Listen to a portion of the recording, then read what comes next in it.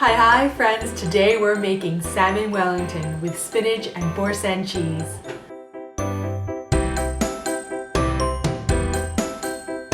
Welcome back to another episode of CHEWIE, where we like to give you new ideas to get you back in the kitchen cooking. This week I've been feeling a little bogged down because I'm juggling 2 contracts as well as a little toddler. And I really need something quick to put on the dinner table. And I've got the perfect recipe to show you, which is my Salmon Wellington with spinach and Boursin cheese. This is what you'll need for this recipe. Puff pastry, canned salmon. I like to use canned salmon in this recipe because it's bolder and holds well against the flavors of the puff pastry and the cheese. You can always use fresh salmon, but remember to season it well because if you do forget to season it, it can come out pretty bland if you use fresh salmon. Spinach, garlic and herb Boursin cheese, and flour for dusting. Also, an egg. Preheat the oven to 450 degrees. I'm using half a package of puff pastry, and from here I also cut it in half.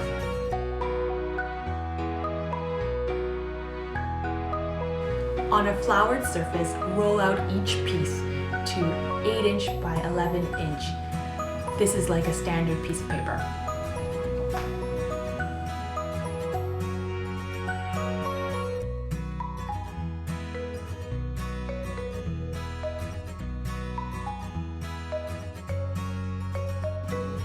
Place a thin layer of spinach on each piece, leaving 1" inch on both the top and the bottom, and leaving about 2 inches on the sides.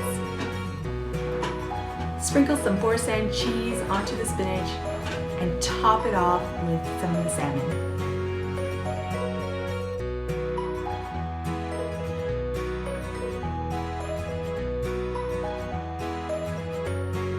Now I'm going to show you how to make this into a beautiful pastry braid. Start by cutting 1" inch slits down both sides.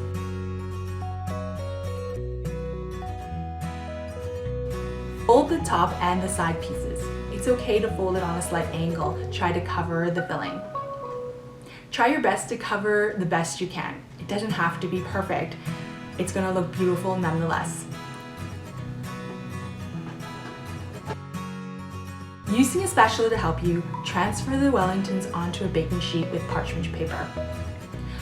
Brush the Wellingtons with lightly beaten egg and bake it in the oven for 20 minutes at 450 degrees. Take it out of the oven and let it cool for 5 minutes before serving. Look how golden brown and gorgeous it looks. And it's done.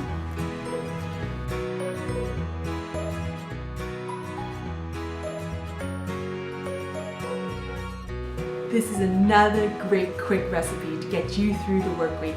If you want to make this for a quick weeknight meal, remember that puff pastry is often frozen, so remember to either take it out the night before or in the morning before you leave for the day so you can have puff pastry ready for you to make a quick dinner when you get home. Well, that's it for me today. I'll see you next week. Remember to subscribe. We have new episodes every Thursday. Don't mind me, I'm gonna use my hands.